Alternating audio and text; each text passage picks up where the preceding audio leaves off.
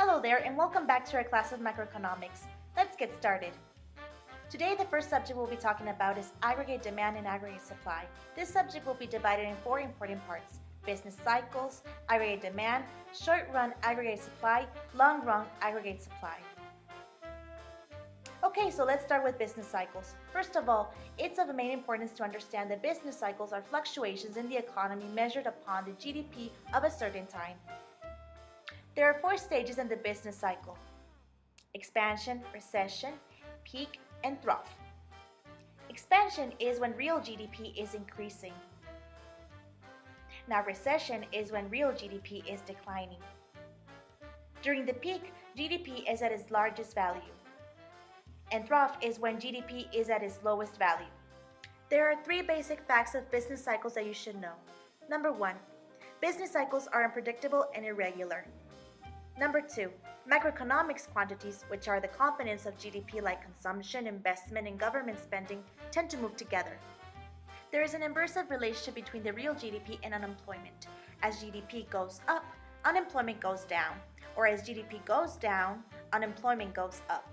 A good way of explaining this relationship is through the Oakland's law, which states that change in unemployment rate equals to percentage of change in the real GDP minus 3% divided by 2. The aggregate demand and supply chart is explained as following: CPI, Consumer Price Index, representing the overall level of prices; GDP, representing the total output produced by a nation; aggregate demand curve represents the quantity of goods and services that household, firms, government want to buy at any price level; aggregate supply demonstrates the quantity of goods and services that firms produce and sell at different price levels. The intersection of both curves gives us an equilibrium output and equilibrium price level. The second part of our subject is aggregate demand. There are three things that explain downward sloping behavior in aggregate demand: wealth effect, also known as Piglet effect; exchange rate effect, also known as Mundell-Fleming effect; interest rate effect, or the Keynes effect. During the wealth effect, we can witness a decrease in the price level, making consumers somehow wealthier, permitting them to spend more, therefore creating a larger aggregate demand. Now, in the case of the exchange rate effect, here the real exchange rate happens to depreciate, stimulating net exports and creating a larger aggregate demand. During the interest rate effect, here if the price level declines, the real interest declines, promoting higher spending on goods, therefore creating a larger aggregate demand. Finally, when talking of aggregate demand, remember that this is compounded by consumption, investment, government spending, and net exports. Now comes the third part of our subject, short-run aggregate supply. There are three things that explain upward sloping behavior in aggregate supply: misperception theory, sticky wage theory, sticky price theory. The misperception theory comes into the picture when changes in the overall price level can be misleading suppliers regarding the behavior in the markets where they sell their products. Some might think that the demand of their products is increasing, but actually the increase of the income is due to the increase of the general price level. On the other side, general price level goes down, and they might think that demand is going down, encourage them to produce less. In the case of sticky wage theory, here if the price level decreases below expect and nominal wage is still fixed by contract, then real wage increases. Now imagine that you have to change the prices of your whole company. You know there is a cost that your business has to pay in order to adjust the prices. All this process is called sticky price theory. The last part of our first subject is long-run aggregate supply. In this case, the aggregate supply in the long-run curve is explained by vertical line, not upward as the case of the aggregate supply in the short run. No matter what the price level is, long-run output level doesn't change. There are three reasons for aggregate supply shifts. The first two are technological improvement and increased availability of inputs. On both these cases, there is a rightward shift to the long run. The third reason is expected prices. When expected prices drop, there is a movement in the short-term curve.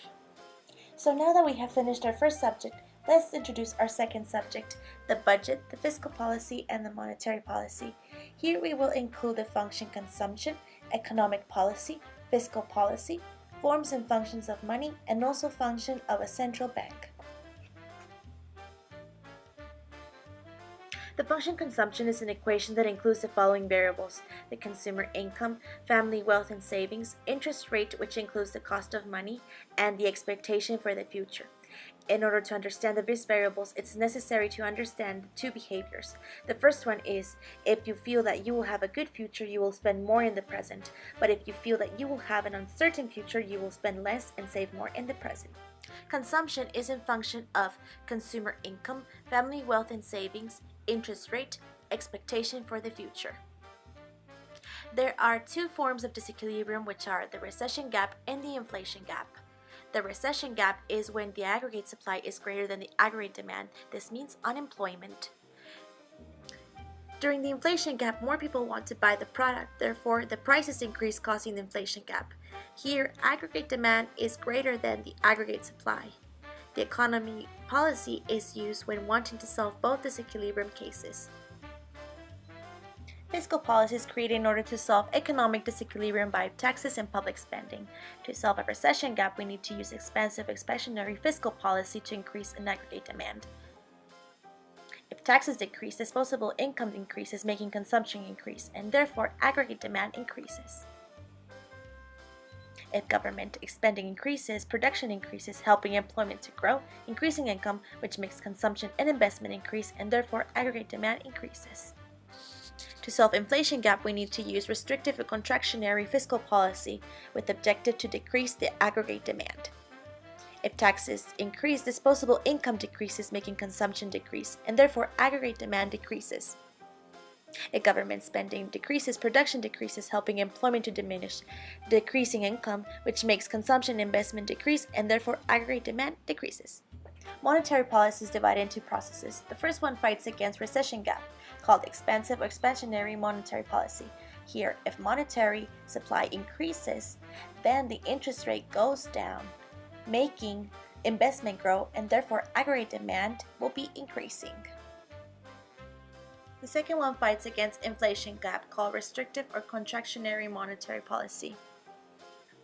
Here, if monetary supply decreases, then interest rate goes up, making investment decrease, and therefore aggregate demand decreases. Since we are talking about monetary supply, we should know that there are ways to increase it, like the issuance of paper of money, open market operation, which is related with purchases of bonds, discount interest rate, known as the rate charged by the central bank on its loans to commercial banks, Leo coefficient, percentage of deposits received by commercial banks to be allocated to the reserves of the central bank. Money comes in four different forms. The first one is merchandise money, is the one that has the value included. Then we have convertible paper money, currency supported by gold. Trust money is the money that we use nowadays and has the value that we impose, and debt money. But then what is the function of the money? Well, it's used as a medium of exchange to eliminate barter, a unit of measurement to put price on things, and it creates stored value. Now let's talk about the functions of the central bank. It controls the monetary policy, it issues paper money, it acts as bank of many banks, acts as the government bank, supervises commercial banks to prevent fraud, and maintains the value and convertible of its own currency.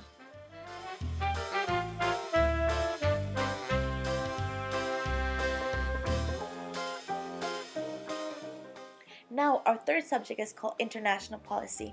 In this case, our approaches will be intervention on the type of exchange, the type of exchange, trade policy, Mexican treaties, differences between agreements and treaties.